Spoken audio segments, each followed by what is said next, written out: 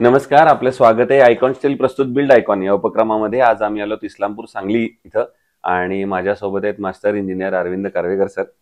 Master engineer म्हणण्याचं कारण म्हणजे त्यांनी स्वतः मास्टर्स केलेले आहे. दुसरी मास्टरी एक म्हणजे ते मागच्या 20-22 वर्षांपासून या फील्डमध्ये अतिशय उत्तमरित्या काम करतात म्हणून ते एका प्रकारे मास्टर आहेत. तिसरे ते मास्टर म्हणजे ते कॉलेजमध्ये टीचिंग या प्रोफेशनमध्ये होते, त्यामुळे ते एका प्रकारे मास्टर ही भूमिका निभावत होते इतके वर्ष. आणि आता ते उत्तमरित्या कन्सल्टिंग प्रॅक्टिसिंग इंजिनियर म्हणून काम करतात. अनेक रेसिडेन्शियल प्रोजेक्ट्स, कमर्शियल, इन्स्टिट्यूशनल अशा अनेक प्रोफाईलवर ते काम करतात. त्यामुळे त्यांचा हा एकंदर प्रवास कसा होता, या क्षेत्रात आलेले त्यांचे अनुभव कसे होते, या सगळ्या संदर्भात आपण बिल्ड आयकॉन या प्लॅटफॉर्मवर त्यांच्याशी गप्पा मारणार आहोत. सर, आपण गप्पांना इथून सुरुवात करूया. ते म्हणजे तुमच्या लहानपणी शैक्षणिक प्रवास कसा होता, म्हणजे तुमची शाळा कुठली होती, मग कॉलेज कुठलं होतं, इंजिनिअरिंग या फील्डमध्ये येण्यामागची प्रेरणा कुणाची होती आणि मास्टर्स पर्यंतचा प्रवास, सो KG to PG हा प्रवास कसा होता, असं आम्हाला एक ऐकायचं आहे तुमच्याकडून. माझं ॲक्च्युली शिक्षण 10वी पर्यंत शिक्षण हे आपलं इस्लामपूरमध्ये झालं. इस्लामपूर आमचं हे असं गाव आहे की ॲक्च्युली अर्बन पण नाही आणि रुरल पण नाही, या दोघांच्या मधलं असं एक गाव आहे. त्यामुळे इथं शिक्षण पण दर्जेदार मिळतं. 10वीपर्यंत शिक्षण माझं इस्लामपूरमध्ये झालं आणि त्यानंतर मी आमच्या इथंच एक RIT कॉलेज आहे, त्या RIT कॉलेजमध्ये मी डिप्लोमा इन सिव्हिल इंजिनिअरिंग केलं आणि त्यानंतर मला मेरिटवरती गव्हर्नमेंट इंजिनिअरिंग कॉलेज औरंगाबाद इथे ॲडमिशन मिळालं. गव्हर्नमेंट इंजिनिअरिंग कॉलेज औरंगाबादला डिग्री केल्यानंतर मी लगेचच VTU विश्वेश्वरय्या टेक्नॉलॉजी युनिव्हर्सिटी त्या विद्यापीठामध्ये केरी इंजिनिअरिंग कॉलेजमध्ये MTech स्ट्रक्चर इंजिनिअरिंग हा कोर्स पूर्ण केला आणि त्यानंतर मी ॲक्च्युली माझं स्ट्रक्चरल प्रॅक्टिसिंग आणि कन्स्ट्रक्शन व्यवसाय हा सुरू केला. बरोबर आहे, बरोबर. हा जसा एक प्रवास आहे सर, त्याप्रमाणे तुम्ही त्याच्या पुढचा प्रवास आणखीन एक तुमचा इंटरेस्टिंग होता, कारण की तुम्ही नुसतं लगेच जनरली असं असतं इंजिनिअरच्या आयुष्यात की तो कुठेतरी 1-2 वर्ष सर्व्हिस प्रॅक्टिस करतो आणि लगेच सुरुवात करतो. तसं न करता तुम्ही टीचिंग या क्षेत्रात सुद्धा बरेच वर्ष रमलात. तर त्यामागचं काय कारण होतं एक? दुसरं, टीचिंग लाईनमध्ये रमून सुद्धा तुम्ही स्वतः नॅशनल लेवलवर आणि इंटरनॅशनल लेवलवर सुद्धा तुमचे काही पेपर्स पब्लिश झालेले आहेत, त्याबद्दल पण तुम्ही सांगावं. या दोन्ही प्रश्नांकडनं ऐकायला आवडेल आम्हाला. ॲक्च्युली 2001 साली माझं MTech पूर्ण झालं. MTech पूर्ण झाल्यानंतर मी कॉलेज लेवलला असताना इंटर्नशिप वगैरे करत होतो आणि त्या माध्यमातून मी माझा स्वतःचा व्यवसाय, मग स्ट्रक्चर डिझाईनचा असू दे किंवा बिल्डिंग कन्स्ट्रक्शन, तो दोन्ही चालू केला.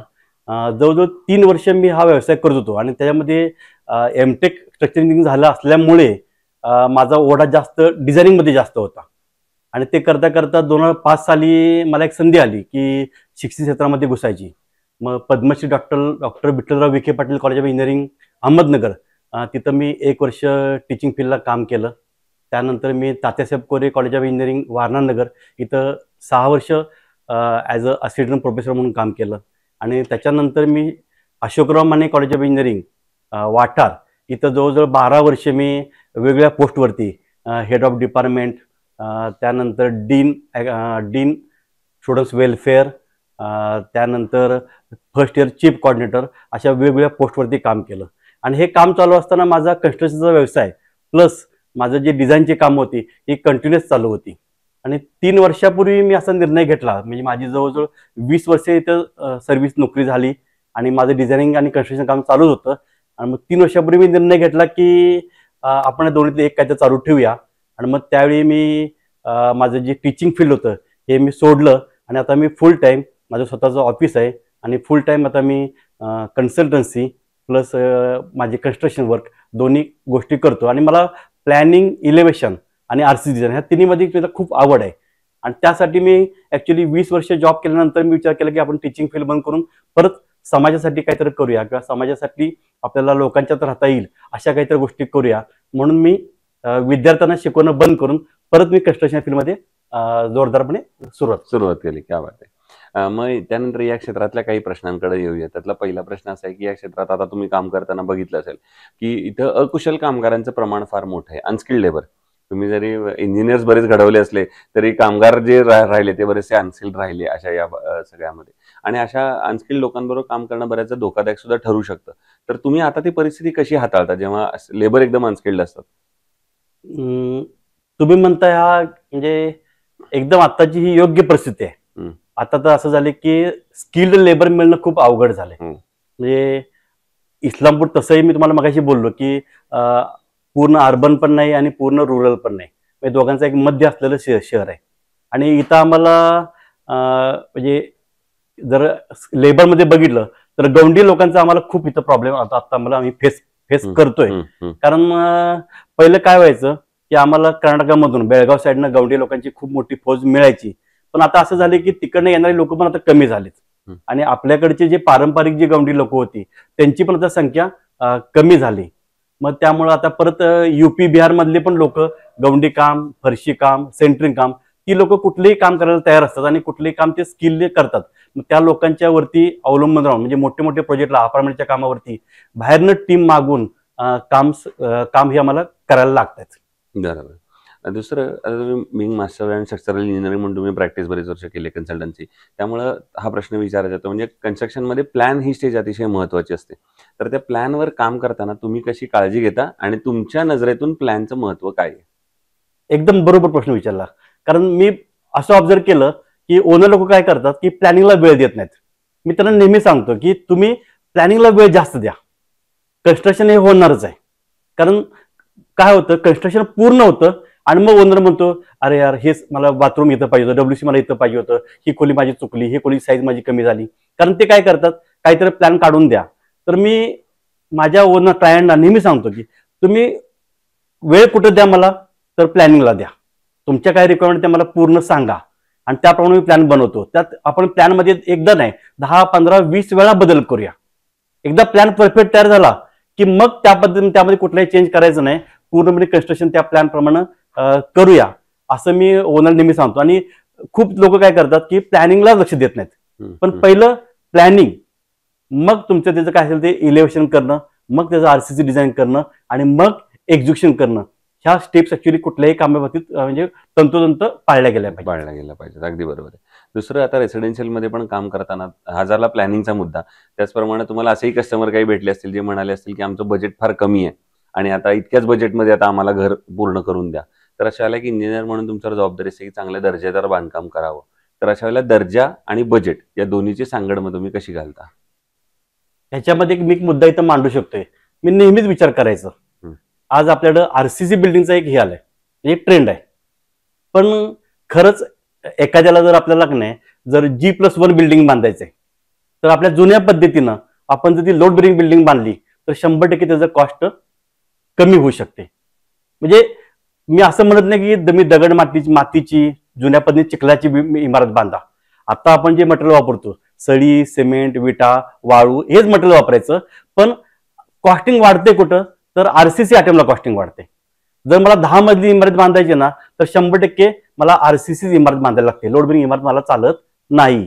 पण एखाद्या माणसाला की त्याच्याकडे प्लॉट आहे आणि तो फक्त 1 मजली इमारत बांधणार आहे किंवा G+1 2 मजली इमारत बांधणार आहे, तर त्या माणसानं 100% जर लोड बेरिंग कन्स्ट्रक्शन केलं, ते आपण सिमेंट, वाळू आणि सळी वापरून जर केलं तर 100% त्याला आत्ताचा जो प्रचलित रेट आहे त्याच्यापेक्षा 500 ते 600 रुपये पर स्क्वेअर फूट रेट कमी लागून त्याच्या घर खर्चामध्ये नक्कीच बचत होऊ शकते. वा वा, हे फार महत्वाची टिप आहे त्यातली. आता आणखीन एक वेगळा प्रश्न आहे या सगळ्यांपेक्षा, ते म्हणजे तुम्ही या टीचिंग लाईनमध्ये होता, जसं मी मगाशी म्हणालो अनेक इंजिनियर घडवण्याचं काम तुम्ही केलंय. मागच्या 20-22 वर्षापासून हे क्षेत्र बघितलेलं आहे, आता तंत्रज्ञान बदलताना बघितलंय. तसं सांगली जिल्ह्याचा पण एक प्रवास तुम्ही बघितलेला आहे मागच्या काही वर्षातला. तर आता प्रश्न असा आहे की पुढच्या काही 10-15 वर्षांमध्ये जर सांगलीला एक सर्वांगीण विकास करायचा असेल तर एका इंजिनियरच्या नजरेतून, अर्थात तुमच्या नजरेतून, आम्हाला असं हवं की कुठल्या मुद्द्यांवर, कुठल्या क्षेत्रांवर, कुठल्या सेक्टरवर आता काम करण्याची गरज आहे जर आपल्याला असा सांगलीचा सर्वांगीण विकास हवा असेल तर? आता मी ऍक्च्युली थोडंसं म्हणजे रूरल एरियामध्ये काम करतो. 2001 साली ज्यावेळी मी ऍज अ स्ट्रक्चर बाहेर पडलो काही लोकांना हे सुद्धा माहिती नव्हतं की बाबा एखाद्या बिल्डिंगला स्ट्रक्चर डिझाईन घ्यायचं असतं. म्हणजे हा जो अवेअरनेस पुण्यामध्ये, मुंबईमध्ये लोकांना आहे तो अवेअरनेस इथं लोकांना नव्हता. तर तो अवेअरनेस आम्ही क्रिएट केला. म्हणजे मी माझे सेंटरिंगवाले असू देत किंवा ओनर असू दे, माझे मित्र, सगळ्यांना मी सांगायचं की बाबा स्ट्रक्चर इंजिनिअरकडून तुम्ही डिझाईन घेणं खूप गरजेचं आहे. आणि त्याचा फायदा काय होणार आहे, तर आपण ह्या पद्धतीने जर काम केलं तर भविष्यामध्ये आपल्याला स्टील सेव्हिंग होईल. आणि स्टीलचं सेव्हिंग जर झालं म्हणजे काय होतं, नॉन स्ट्रक्चर इंजिनिअरकडून आपण जर काम केलं तर स्टील बिल्डिंग सेफ राहते, पण स्टीलचा भरमसाठ वापर होतो. आणि स्टील ही गोष्ट उद्या आजकाल ना संपणारी गोष्ट आहे, म्हणजे ती काय अक्षय राहणार नाही. मग त्याचा वापर आपल्याला जपून केला पाहिजे, तर ती पुढच्या पिढीला स्टीलचं हे राहील. तर प्रत्येक इमारतीला स्टील डिझायनिंग करून काम केलं पाहिजे. इव्हन आणखी एक गोष्ट मला इथं नमूद करू वाटते की आमच्यासारख्या इस्लामपूरसारख्या ठिकाणी किंवा काही ठिकाणी मी असं बघितलं की प्रत्येक जण बिल्डिंग परमिशन घेऊन घर बांधत नाही. हा एक मुद्दा खूप महत्वाचा आहे. म्हणजे मला तर असं वाटतं की प्रत्येक माणसानं बिल्डिंग परमिशन त्याच्या ऑथॉरिटीकडे घेतली पाहिजे. फॉर एक्झाम्पल ग्रामपंचायत असू दे किंवा मग नगरपालिका असू दे किंवा म्युन्सिपल कॉर्पोरेशन असू दे, यांच्याकडून बिल्डिंग परमिशन घेतली पाहिजे आणि त्या पद्धतीने बांधकाम केलं पाहिजे. जेणेकरून काय होईल की प्रत्येक इमारतीला पार्किंगची जागा व्यवस्थित सुटली जाईल, प्रत्येक इमारतीला साईड मार्जिन राहील. त्यामुळे प्रत्येक इमारतीला जे नॅचरल रिसोर्सेस आहेत, म्हणजे उदाहरणार्थ हवा, पाणी, ह्या गोष्टी सगळ्या व्यवस्थित मिळतील. आणि अशा पद्धतीने केलं तर आज सिटीमध्ये आपण जे पोल्युशन वाढते, झाडं कमी होत आहेत, ह्या गोष्टी झाडं लावायला पण जागा मिळतील आणि सिटीमध्ये राहणं सुसह्य होऊन जाईल. अशा पद्धतीने काम केलं तर नक्कीच मला वाटतं की एक सस्टेनेबल डेव्हलपमेंट होऊ शकते. पण या सस्टेनेबल डेव्हलपमेंटसाठी आता शासनानं काय पावलं उचलली पाहिजेत असं तुम्हाला वाटतं, किंवा आहे त्यांना थोडी कशी गती दिली पाहिजे? त्यासाठी मग ग्रीन बिल्डिंग डिझाईन म्हणून कन्सेप्ट आहे सर. ग्रीन बिल्डिंग डिझाईन मध्ये काय होतंय की प्रत्येक वेळी एन्व्हायरमेंटचा विचार करून मटेरियलची चॉईस करायची, एन्व्हायरमेंटचा विचार करून मटेरियलची सिलेक्शन करायचं, जेणेकरून आपल्या ज्या वातावरण आहे त्याच्यावरती कमीत कमी इम्पॅक्ट होईल. म्हणजे आपण ज्याला काय म्हणतो कार्बन फुटप्रिंट म्हणतो, की जे कार्बन इमिशन आहे ते सगळ्यात कमीत कमी करायचं. मग कार्बन इमिशन फक्त काय गाड्यांच्या याच्यामधलं होत नाही. कार्बन इमिशन हे प्रत्येक वस्तूमध्ये असतं. मग फॉर एक्झाम्पल सिमेंट मॅन्युफॅक्चरिंग असू दे किंवा कुठले मॅन्युफॅक्चरिंग, तर तिथं काय होतं कार्बन इमिशन होत असते. मग ते कार्बन इमिशन सगळ्यात कमी केलं पाहिजे. आणि त्यासाठी मला वाटते ग्रीन बिल्डिंग डिझाईन ही कन्सेप्ट प्रत्येक नगरपालिकेनं, महानगरपालिकेनं कंपल्सरी केलं पाहिजे. आणि त्यांच्या विभागातल्या इंजिनियरना तुम्ही ग्रीन मटेरियल वापरा, की जेणेकरून तुमची बिल्डिंग ग्रीन बिल्डिंग म्हणून तयार होईल. त्यानंतर जे आपले नॅचरल रिसोर्सेस आहेत, म्हणजे फॉर एक्झाम्पल सोलर पॉवर असू देत, सोलर वॉटर हीटर असू देत, याचा वापर वाढवला पाहिजे, की जेणेकरून भविष्यात जी आपल्याला इलेक्ट्रिसिटीची जी आपल्याला कमतरता जाणवणार आहे ती 100% जाणवणार नाही. आणि अशा पद्धतीनं जर केलं तर नक्कीच एक प्रत्येक शहर एक ग्रीन शहर म्हणून डेव्हलप होईल. क्या बात. पुढचा प्रश्न असा आहे की आतापर्यंत एवढे प्रोजेक्ट केल्यानंतर त्यातला एकच प्रोजेक्ट निवडायचा झाला की जो तुमचा आयकॉनिक प्रोजेक्ट म्हणू शकतो आपण, किंवा ज्या प्रोजेक्टनं तुम्हाला नाव दिली, ओळख दिली आणि एक समाधान दिलं, तर त्या प्रोजेक्ट बद्दल काय सांगाल? ऍक्च्युली ज्यावेळी आपली टीम इथं आली होती माझ्याकडं, त्यावेळी मी त्यांना दाखवले की बाबा मी कामं केली, इलिव्हेशन्स दाखवले, त्यांना थोडेसे प्लॅन्स वगैरे दाखवले वगैरे. मग तसे माझ्या दृष्टीने एक 7-8 प्रोजेक्ट असे होते की बाबा जे खरोखर मला आयकॉनिक वाटतात. आणि कुठल्याही इंजिनियरला आपला प्रोजेक्ट नेहमी आयकॉनिकच वाटतो. मग त्याच्यामधला एक प्रोजेक्ट मी निवडला की जो ऍक्च्युली खेडेगावामध्ये काय रुरल एरियामध्ये आहे. आणि तिथं बघितलं तर ते ओनर आहेत ते पण इंजिनियर आहेत, स्वतः सिव्हिल इंजिनियर आहेत. आणि ते माझ्याकडे आले की मला म्हटले की असं असं मला घर बांधायचंय आणि त्याचं प्लॅन इलेव्हेशन तुम्ही मला बनवून द्या, आरसी डिझाईन बनवून द्या, ह्या सगळ्या गोष्टी घ्यायच्या ठरल्या. मग मी त्यांना त्यांची रिक्वायरमेंट विचारली आणि त्यांना म्हटलं तुम्हाला काय पाहिजे आहे. तर त्यांनी माझ्या पुढे काय केलं, तर माझ्या पुढे त्यांनी अँटेला जी बिल्डिंग आहे अंबानीची, त्या बिल्डिंगचं माझ्या पुढे त्यांनी इलेव्हेशन ठेवलं. आणि त्यांनी मला सांगितलं की मला इलेव्हेशन असं पाहिजे आहे, म्हणजे गावात माझी बिल्डिंग अशी दिसली पाहिजे. मग मी विचारलं, म्हटलं सर 3 मजली 28 मजली बिल्डिंग आहे. नाही म्हणले, आपल्याला 4 मजली बिल्डिंग बांधायचे, पण G+3, आणि त्यामध्ये तुम्हाला हे इलेव्हेशन तयार करायचंय. मग असं ठरल्यानंतर मी त्याचा अभ्यास केला, त्याप्रमाणे त्यामध्ये बदल केले आणि त्याचं इलेव्हेशन असं बनवलं की ते अंबानीच्या अँटेलियाला मॅच होईल. आता ती इमारती इलेव्हेशन कोणीही बघितलं, ज्यावेळी तुमची टीम आली होती त्यांनी स्वतः इलेव्हेशन मी ऑफिसला लावलं होतं, त्यांनी इलेव्हेशन बघितलं आणि मला म्हटलं की हे अँटेलियासारखं दिसतंय. तर म्हटलं अँटेलियासारखं दिसतंय, त्याला सिमिलर करायचा आम्ही प्रयत्न केलेला आहे. म्हणजे त्या ओनरची इच्छा होती की माझी इमारत बाबा त्या गावात दिसताना अँटेलिया दिसली पाहिजे. अशा पद्धतीने तो प्रोजेक्ट आम्ही चालू केला. त्याचे आता जो 3 स्लॅब झालेले आहेत आणि त्याच्या इलेव्हेशनचं काम आता सुरू आहे. यामध्ये दुसरा प्रश्न असा आहे की एक बिंग स्ट्रक्चरल इंजिनियर जेव्हा कन्स्ट्रक्शन मध्ये स्टील निवडायची वेळ येते तेव्हा तुम्ही काय पॅरामीटर्स बघता आणि मग ठरवता की हे स्टील चांगलं आहे, हे वापरलं पाहिजे? त्यामध्ये सर 3 पॅरामीटर आहेत. एक म्हणजे त्या याची मॅक्झिमम किती स्ट्रेंथ आहे बारची, ज्याला आपण अल्टिमेट स्ट्रेंथ म्हणतो. दुसरी त्याची इल स्ट्रेंथ किती आहे, आणि तिसरं म्हणजे इलॉंगेशन. आणि ह्या तिन्ही पॅरामीटरला एक गव्हर्नमेंटनं एक हे नॉर्म सोडून दिलेत आणि त्याच्यामध्ये जे स्टील पास होते ना ते स्टील आपण 100% आपण एक चांगलं स्टील म्हणून वापरतो. आणि आता बऱ्यापैकी मी बघितलं तुमचं आयकॉन स्टील असू दे, कारण मी कॉलेज लेवल असताना आयकॉन स्टीलचे सुद्धा आम्ही बार टेस्ट केलेत.